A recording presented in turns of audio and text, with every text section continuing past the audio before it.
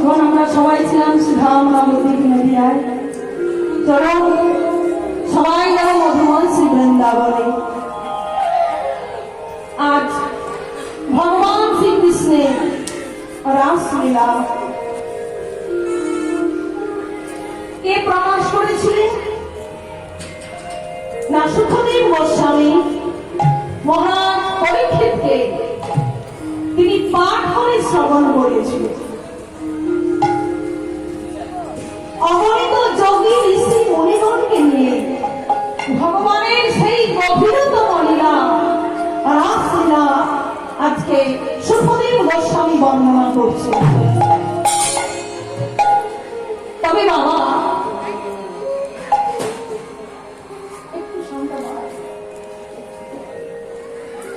এই সুখদেব গোস্বামী কে ছিলেন? আপনারা নিশ্চয়ই জানেন, যিনি ছিলেন সুখ পাখি কৈলাসী। যেদিন দেবাদিদেব মহাদেব মা পার্বতীকে পাশে বসিয়ে অমৃত কথা শ্রবণ করিয়েছিল, আর এই অমৃত কথা যেন কেউ শুনতে না পায়, তাই তিনি হাতে তালি দিয়ে আশেপাশে যা ছিল সব উড়ে চলে যাবে। কারণ এই গভীরতম লীলা সবার পক্ষে শোনা সম্ভব নয়। হেন সময় ওই পাহাড়ের গঠনের মধ্যে সুখ পাখির ডিম ছিল। পাখি উড়ে চলে গেছে। তারপরে দেবাদিদেব মহাদেব ত্রিশূলকে ছেড়ে চারিদিক দেখে আসতে বলেছিল। চারিদিক দেখে এলেন যে সেখানে কিছুই নেই, জলশূন্য, কোন পক্ষী কীট পতঙ্গ কিছুই নেই। কিন্তু পাখি উড়ে চলে গেছে, তার ডিম কোঠরের মধ্যে ছিল। এদিকে পাশে বসিয়ে মা পার্বতী দিয়ে দেবাদিদেব মহাদেব তিনি অমৃত কথা শোনাচ্ছেন আর বলেছিলেন, পার্বতী, ভগবানের এই অমৃত কথা আমি যখন বলা শুরু করব, তবে আমি বুঝবো কি করে যে তুমি শুনছো? তুমি কি করবে? তুমি মাঝে মাঝে এই শব্দটা করেছে। কারণ এই অমৃত কথা বলতে বলতে আমি নিজেই কখন বিভোর হয়ে যাব, কখন ডুবে পড়ব, আমি তো তখন বুঝতে পারবো না। বেশ, ভোলানাথের পাশে বসে শুনছে, অমৃত কথা বলছেন আর আস্বাদন করছেন কি? মা পার্বতী। যখন গভীর গর্তে পৌঁছে গেছে, ওই অমৃত কথা বলতে বলতে বিভোর হয়ে গেছে, আর ওদিকে পার্বতী বলতে বলতে কখন ঘুমিয়ে পড়েছে। আর ঠিক সেই সময় ওই কোঠরের ভিতরে ছিল সুখ পাখির ডিম। ডিমটি ফুটে বাচ্চা বেরিয়ে এলো। তখন সে শুনতে পেল ভগবানের গভীরতম রস আস্বাদন করছেন, অমৃত কথা তিনি শুনছেন। কিন্তু দেখতে পেলেন যে মা পার্বতী ঘুমিয়ে পড়েছে। কিন্তু হু হু যদি শব্দটা না হয়, তবে তো আর আমি ওই অমৃত কথা আমি তো আর শ্রবণ করতে পারবো না। তাই ওই সুখ পাখি তখন কি করলো না, অমৃত কথা পান করার জন্য ঠিক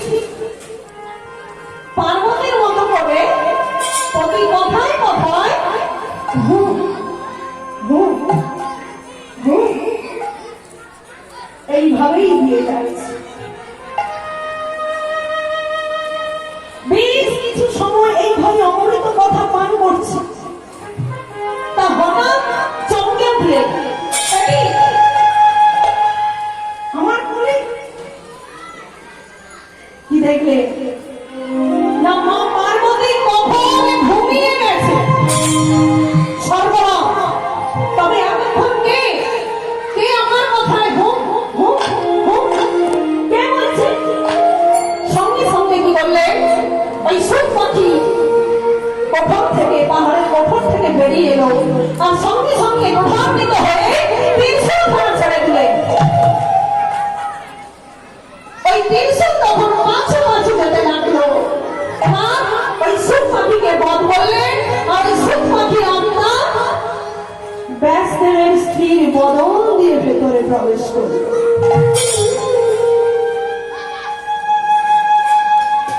16 বৎসর মায়ের গর্ভে ছিলেন তিনি। কে? সুখদেব গোস্বামী। 16 বছর। পিতা বলছেন, কে বাবা তুমি? তোমার মায়ের এত কষ্ট, এত যন্ত্রণা, তুমি বেরিয়ে এসো। সুখদেব গোস্বামী মায়ের গর্ভের ভেতর থেকে বলেছিলেন, বাবা আমি কেমন করে আমি বের হব? কারণ এই পৃথিবীতে, এই ধরাতে মায়াবী সবাই আবদ্ধ হয়ে আছে, মায়াতে ভুলে আছে। আমি জন্ম নিলে আমিও তো মায়ায় ভুলে যাব, আমাকে মায়া জড়িয়ে ধরবে, আমি আর ভজন করতে পারবো না। বাবা তোমার মায়ের এত কষ্ট, তুমি বেরিয়ে এসো। বাবা তুমি কথা দাও, আমি এই পৃথিবীর বুকে যেদিন ভূমিষ্ঠ হব, আমি এই পৃথিবীর বুকে যেদিন ভূমিষ্ঠ হব,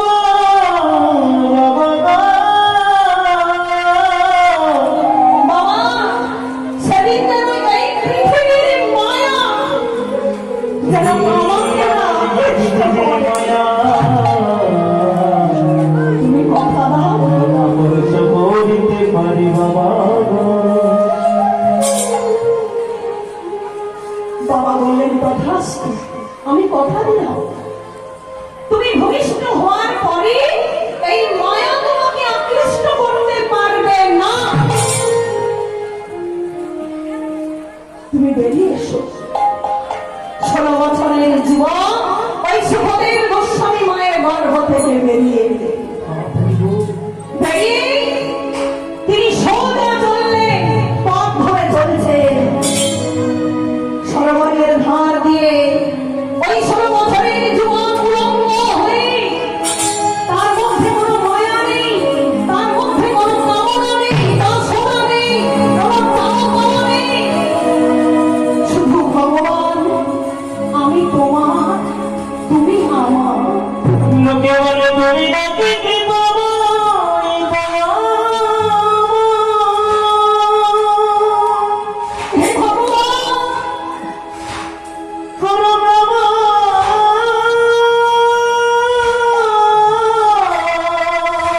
তুমি কৃপা করে আমায় আশীর্বাদ করো প্রভু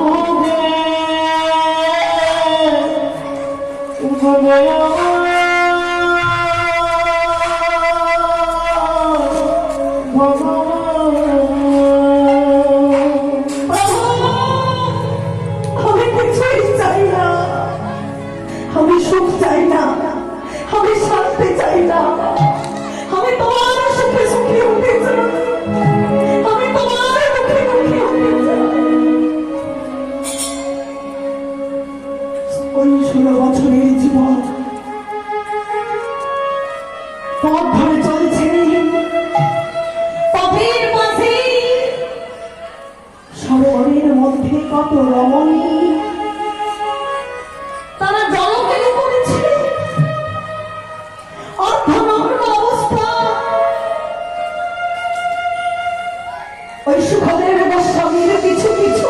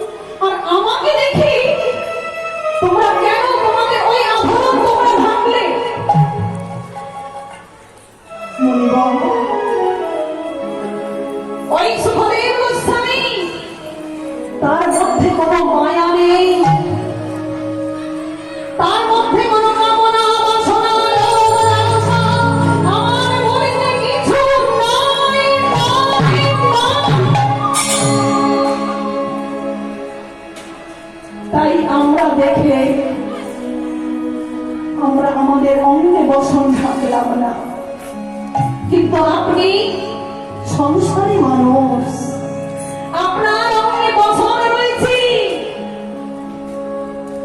আপনার মধ্যে কামনা বাসনা, আপনাকে মায়া ধরে আছি, মায়া ঘিরে আছি। তাই আপনাকে দেখে আমরা সবাই আমাদের লজ্জা নিবারণ করছি। সেই সুখদেব গোস্বামী যে ভগবানের অমৃত কথা ওই কথনের মধ্যে থেকে যে অমৃত আস্বাদন করেছিলেন, সেই সুখদেব গোস্বামী পান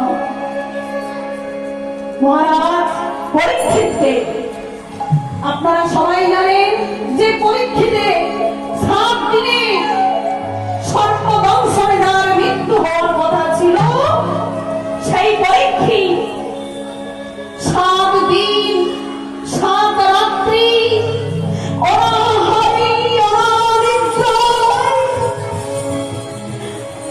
একই জায়গায় বসে ভগবানের গুণগান শ্রবণ করেছিলেন। যে শাস্ত্রে তার মৃত্যুকে সে জয় করেছিল, মৃত্যুকে তার জয় করেছিল, কিন্তু যিনি অভিশাপ দিয়েছিলেন মনের বাক্য মিথ্যে হয়ে যাবে, সেই কারণে তিনি সেই সাপ মাথা বেঁধে নিলেন। জয় করেছিলেন এই হরিনাম শুনে, এই অমৃত কথা শুনে। সেই সুখদেব গোস্বামী ভগবানের গভীরতম লীলা, রাসলীলা বর্ণনা করছে। অগণিত হাজার হাজার ভক্তবৃন্দ, যোগী মুনি ঋষি সবাই আস্বাদন করছে। যা ভাগবতে প্রথম শ্লোক হল ভগবান পিতা রাত্রি, ভগবান পিতা রাত্রি, শারদ ফুল্ল মল্লিকা, ফুল্ল মল্লিকা, বিঘ্নানন্দমনস্তন্ত্রে যোগমায়া উপাশ্রিতা।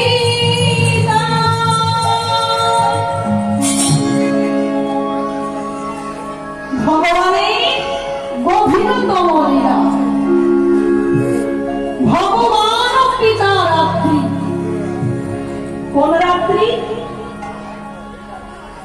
সারা বছরে অনেক রাত্রি আছে, কোন রাত্রি না যে রাত্রিটা যোগ মায়া দ্বারা আশ্রিত। সে রাত্রিটা কেমন না, যা দেখি ভগবান শ্রীকৃষ্ণের মনে এক বিচিত্র ভাবের উদয় হয়। সে ভাবটি কি? যিনি চণ্ডীদাস তিনি পদ রচনা করছে। শারদ চন্দ্র পবন আ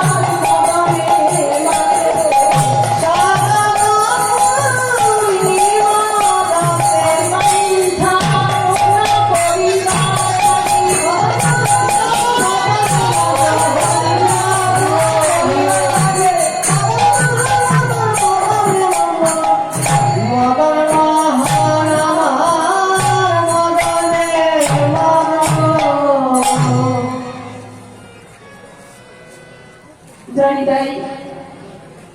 আজ মহাদেব যিনি চণ্ডীদাস, তিনি আজকে বললেন শারদ চন্দ্র পবন মন্দ্র। শরৎকালে পূর্ণিমা রাত্রিতে যোগমায়াকে আশ্রয় করে যোগমায়া কি করলেন না, ফলে ফুলে সদাবিপুর ফল যেমন বা ফুল যেমন চম্পক, চামেলি, বকুল, শিউলি, জুই, মালতী, বিভিন্ন ঋতুতে যেসব ফুল ফোটে, আজ সমস্ত ফুল একসঙ্গে ফুটিয়ে দিয়েছে। আজকে যোগমায়া এত সুন্দর করে সাজিয়ে দিয়েছে, যা দেখি ছোট্ট ছোট্ট হরিণ শিশু ময়ূর তারা মনের আনন্দে নৃত্য করছে। কি শোভা! তবে বাবা, আজকে এই এত সুন্দর রজনী কেন সৃষ্টি করলেন? কেন সৃষ্টি করলেন না, ভগবানকে আকৃষ্ট করার জন্য। তার বর প্রাপ্ত গোপকন্যাগণের জন্য, তার বর প্রাপ্ত গোপকন্যাগণকে তিনি কথা দিয়েছিলেন। তিনি কথা দিয়েছিলেন, গোপীদের বলেছিলেন, আমি তোমাদের কথা দিলাম, তোমরা গোবিন্দকে তোমরা পাবেই পাবে। সেটা কোন দিন না, যেদিন সমস্ত গোপীগণ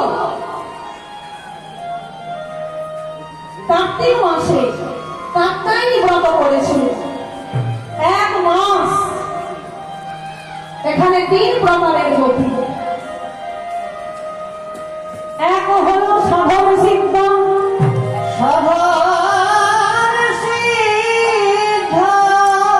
দুই হলো নিত্য সিদ্ধ, আর 3 হলো কৃপা সিদ্ধ।